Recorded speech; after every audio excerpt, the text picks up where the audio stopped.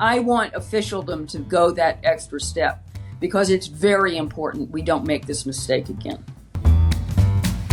Hello and welcome to Spectator TV. I'm Kate Andrews, and I'm joined by our editor, Michael Gove, and our Spectator columnist, Lionel Shriver.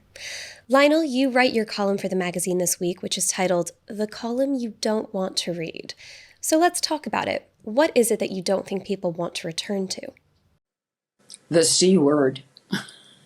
And I don't mean the usual one. I find it fascinating that COVID was so recent. And yet I think that emotionally and even in our sense of historical time, it seems to have foreshortened fantastically. It never seems to come up in conversation. And what I begin with is my astonishment is that it seems as if it didn't play a part in either the UK or US elections in terms of the candidates that voters supported. Nobody seemed to care what kind of COVID policies they advocated or instituted. Within just a couple of years ago, we were still being influenced by governmental regulations and vaccine requirements and all that. So how is it possible that what is, in my view, the biggest public health mistake in history, how is it possible it didn't play any electoral part? And why have we completely forgotten about it? And that's why I titled the column you don't want to read, partly because it's kind of fun, because when I say it's the column you don't want to read, then you want to read it. Oh, it's excellent clickbait. I am very sly. But I think it's important for us to still talk about it, even though we don't want to think about it anymore. Mm. Michael, during the pandemic, you were not only in the cabinet, you were one of the few ministers who was at the heart of crafting, designing, and implementing COVID policy. I will share with our listeners and readers that when Lionel's column went around, you said you thought it was fantastic. Yes. But you slightly disagreed with it. Yes, that's completely right. So there is no such thing as a Lionel Shriver column that you do not want to read.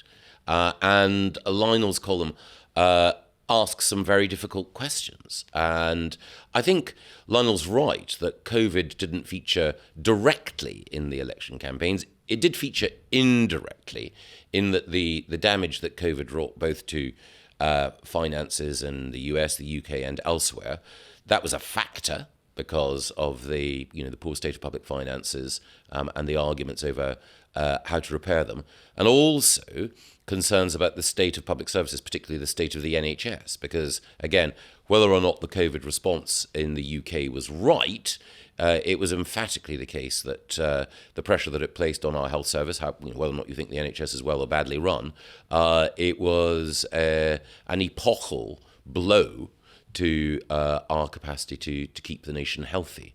I think Lionel is right, though, that even though the issues that COVID raised in terms of the economy and the NHS were a shadow hanging over the campaign, there wasn't a proper debate about what the right approach should have been. And indeed, as Lionel quite rightly points out, the principal critique of the government is that we overreacted.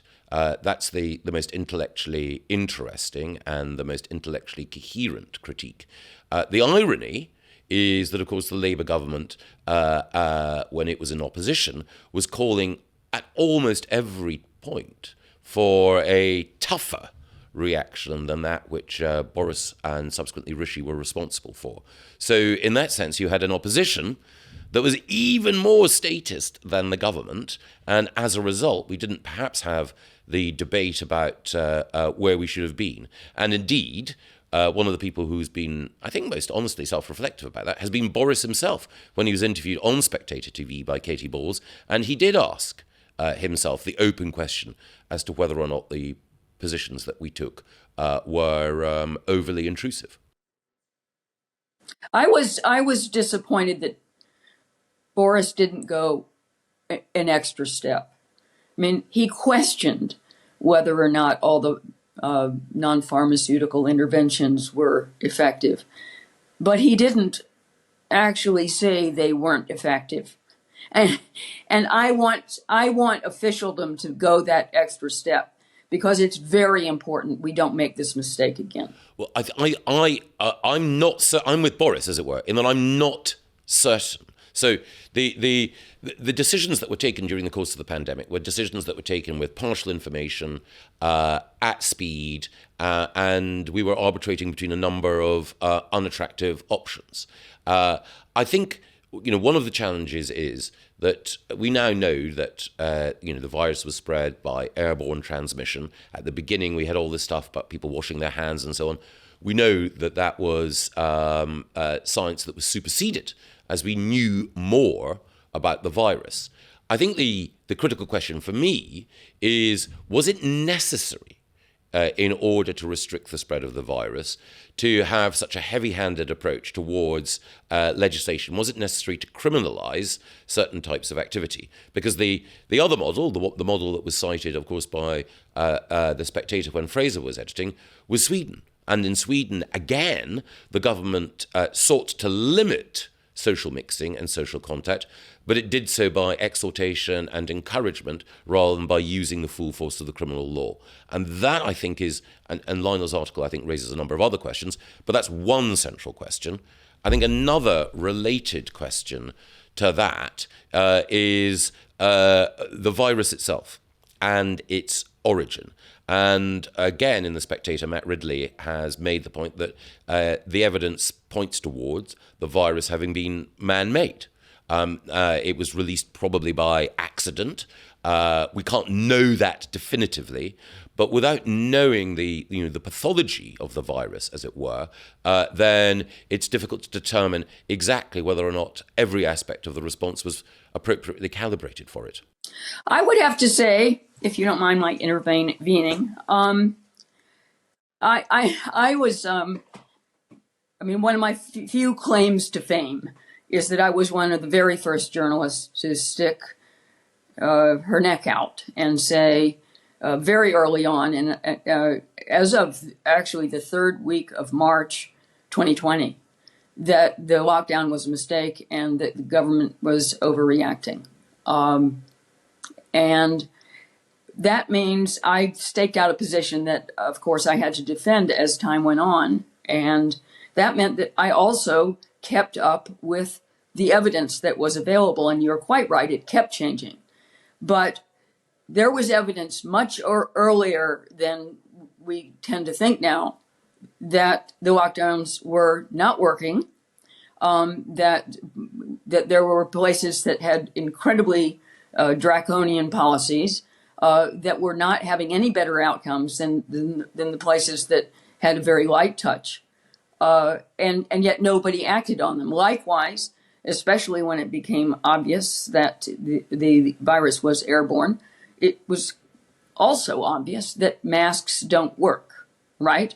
Because, all you have to do is take a puff of a vape pen or something and breathe out with one of those cloth or paper masks on. It all comes out like whoosh, whoosh, whoosh, into the air. So it's clear that if any viral particles were there, they would go out too.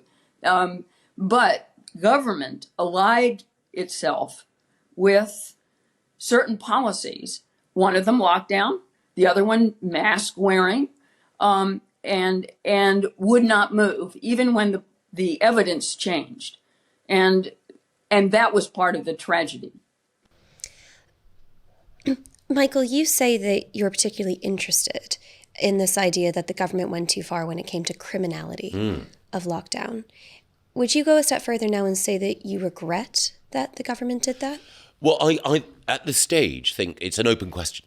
So you're still undecided? Yes. So there are two things. The first is that I still think very strongly that if there were not some form of restriction on social contact, on social mixing, that the virus would have spread so quickly that the NHS would have been overwhelmed. And I don't say that because I'm holding the NHS up as a a sacred institution that you can never find fault with.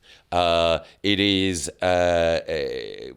essentially the case that, and we saw this nearly happen in Italy as well, that if you have so many people with a requirement for hospital care, that you end up with every hospital bed being filled with someone who is suffering from the virus, and that other care that is necessary for people, including emergency care, doesn't take place. But what's crucial here is the criminality point. Well, exactly. Do you wish that perhaps the government had at least tried to see if it could be voluntary before they sent the police? Well, one of the difficulties we had was that we were also attempting to discern how public opinion would behave when you were either pushing a message that was voluntary or pushing a message that was mandatory.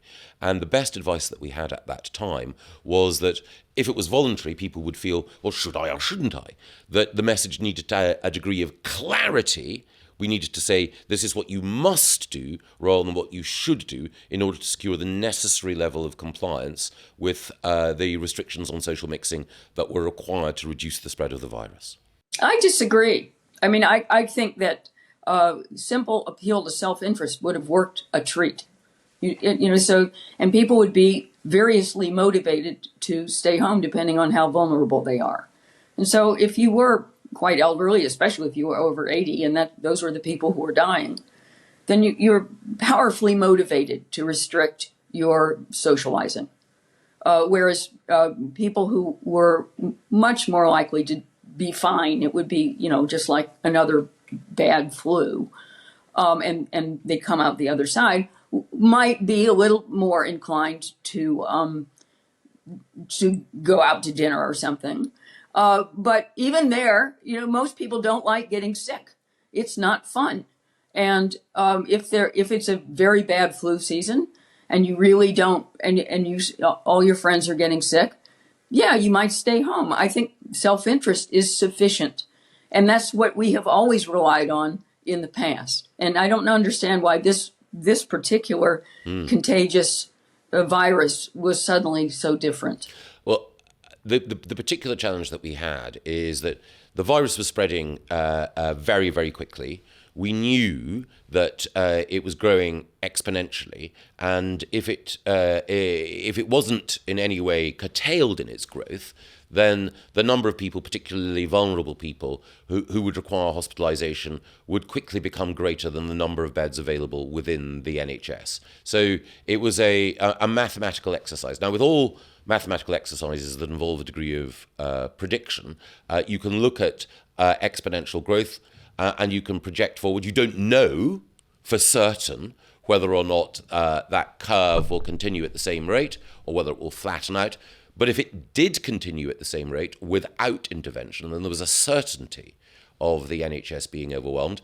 And part of the challenge is that for many of the older people and the people who had other comorbidities, people who were, living with diabetes or respiratory problems, they were living in family groups. So it would be the case, particularly with some of our some inner cities, some of our poorer communities, that you'd have children going out to school, contracting the virus.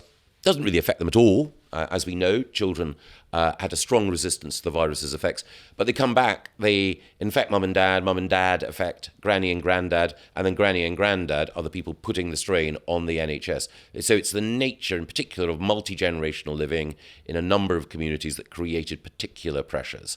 And one of the challenges that we had is the nature of the UK population, and in particular, as Boris pointed out, the fact that quite a lot of us are carrying too much weight meant that there was a greater degree of vulnerability in the UK than in some other countries.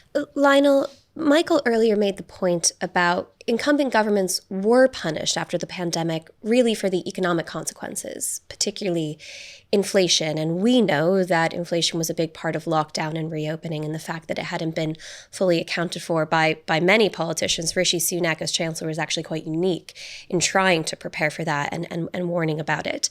I'm curious whether or not you think that actually was to the point of your column, a pushback on COVID policy. Something else I was thinking about when I was reading your column, perhaps one of the reasons people didn't punish government, so to speak, for their actual pandemic policy is because we know, especially in the UK, people really liked lockdown. It polled well. There's a significant number of people who still say they want to bring back the rule of 6. We might not like this policy, but a lot of people did like the policy.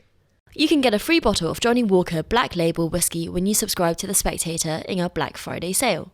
Go to spectator.co.uk/Friday24. On the inflation, I think that the general population never quite made the connection between COVID overspending and suddenly everything costing more. I think that in general, populations tend to blame governments too much for what happens to the economy.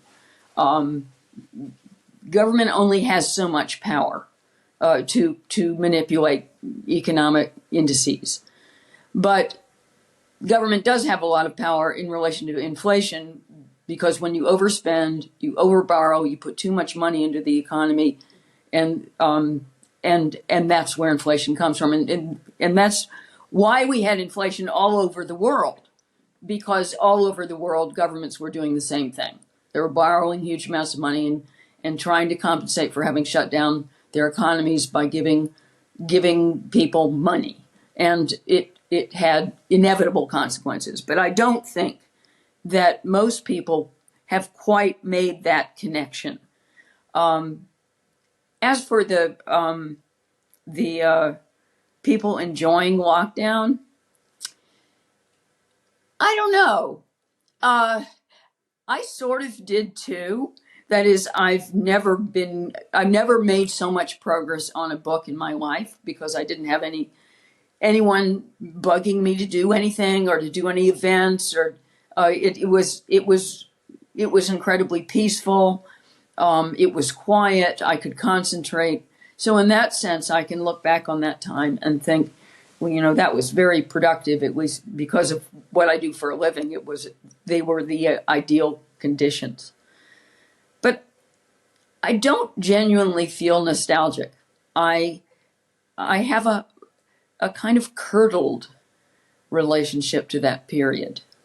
And I can't also help but remember how awful it was to travel, because there were things I had to do. There were places I had to go, and all that nonsense of having to get tested. Then when you had to produce all this documentation that you've been vaccinated, I resented the fact, for example, that I didn't feel that because I wanted to maintain my ability to move freely around the world, I did not feel any sense of choice about taking the vaccine. I felt that I was forced into it. It was a kind of blackmail, because if I didn't get the vaccine, then I couldn't get on an airplane. And as far as I was concerned, that was it. And I feel a little remiss in terms of my own health, because the vaccine was not, in my view, sufficiently tested, considering that the people really did intend to give it to the entire population of the world, which just seems to me like a sci-fi plot for the end of the human race. I never made a medical decision on my own part. I did not sit down and think, well, I'm a little uncertain about this. Maybe I should hold out. I'm not sure I want this in my body. We don't know what the long-term consequences are. We don't really know whether they're side effects. I didn't feel free to make that decision. I had to get it in order to just have my freedom back. And that's one of the things I inevitably think about that time, how awful it was to fly to another country. And so that doesn't make me nostalgic. Now, one of the horrible knock-on effects of lockdown, of course, is that there is a subsection of people who were sufficiently nostalgic about lockdowns, being paid to stay home. It was fun. lots of Netflix, is they're still staying home and expect to be paid by the state. I mean, that's I guess Fraser just did a whole Channel 4 documentary on this issue. But it's been one of the really appalling consequences of lockdown is people learned to love it. And so did school children, which means truancy rates are much higher than they used to be. Michael, Lionel talks about the lingering effects of not just COVID, but lockdown, which the UK and other countries will be dealing with for decades to come. What is your response to that? Well, I think Lionel makes a number of important points. And again, lockdown was easier the richer you were. I mean, life is easier the richer you are. But it was particularly acute because if you are, if you've got your Netflix subscription, if you've got a garden out back, if Berry Brothers and Rudd can deliver the wine to make the Zoom conversations that little bit more fun, then lockdown isn't that bad. But if you're living in cramped social housing, if you are someone who works with their hands rather than with their brain, then lockdown was emphatically worse. And Lionel also makes a very good point about the lingering effects of lockdown on school attendance. When I was Education Secretary, we tried very hard to stress that every day spent in school was important and that parents should not be taking their children out of school, for example, for cheaper holidays and so on. Wasn't a particularly popular message, but I think it was the right one. But that message was, of course, obscured by what the government did, what we felt we had to do in terms of school closure, not because children themselves were particularly badly affected by the virus, as I mentioned, but because they could act as transmitters of the virus. But the area, I think I've said this before, but I'm very, very happy to confirm, the area which I feel most concerned about as a consequence of lockdown was the impact on school attendance. But you're also right, Kate, to say that we felt as a government that the biggest economic problem as a result of lockdown would be businesses going bust and unemployment soaring. Actually, in order to avert that, we ended up with a situation where the furlough scheme and borrowing meant that we did have inflation. Inflation is always and everywhere a monetary phenomenon, and we were printing money in order to try to avert what we thought was a greater evil, but it was certainly an evil, even if it was a lesser one. Michael, can I ask, because Lionel's column has brought back all kinds of memories for me, which, as she quite rightly says, I wanted to suppress and never really take out of the box. But you made the important point that perhaps the most sympathetic take you can have is that the government simply did not know what it was dealing with, especially in the early stages. But even later on, when the virus was coming back in new iterations, Omicron, nobody was quite sure what was going to happen. But I remember 4 or 5 weeks into the pandemic, going for a socially isolated walk by myself and seeing the red tape around park benches. Yes. Now, one of the few things we did know about this virus very early on, is how difficult it was to catch it outside. Yes. And I think to Lionel's column, but also to your point about where we draw the line about being understanding about the very authoritarian nature of lockdown, but also where the government just got it wrong. Why didn't we have more outdoor socializing? Why were we ringing off park benches? Why were we telling people they couldn't be outside when we knew from the very beginning that was an okay thing to do? Yes, I think it was an overreaction initially, and it was recalibrated. People appreciated that it was easier to meet and to socialize outside.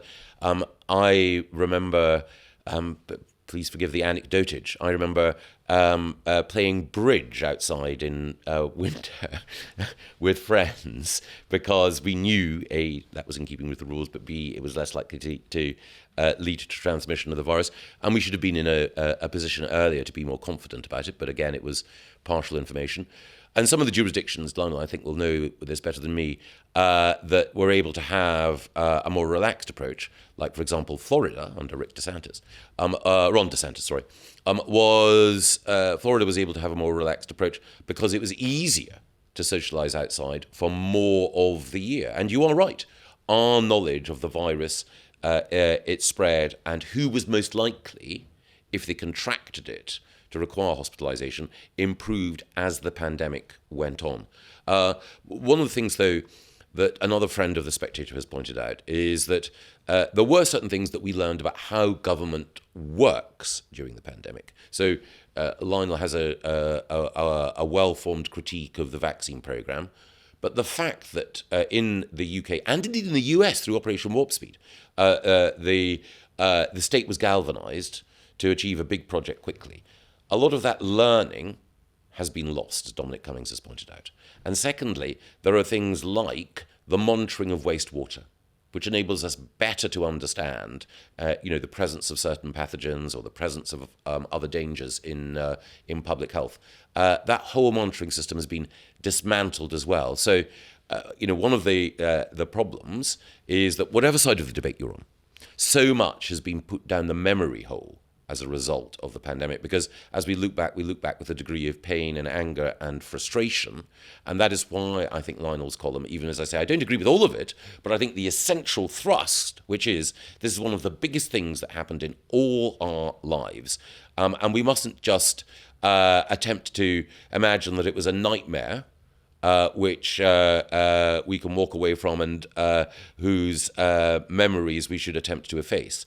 It was a public policy and moral and legal conundrum from which we must continue to draw lessons and reflect. Lionel, last point to you.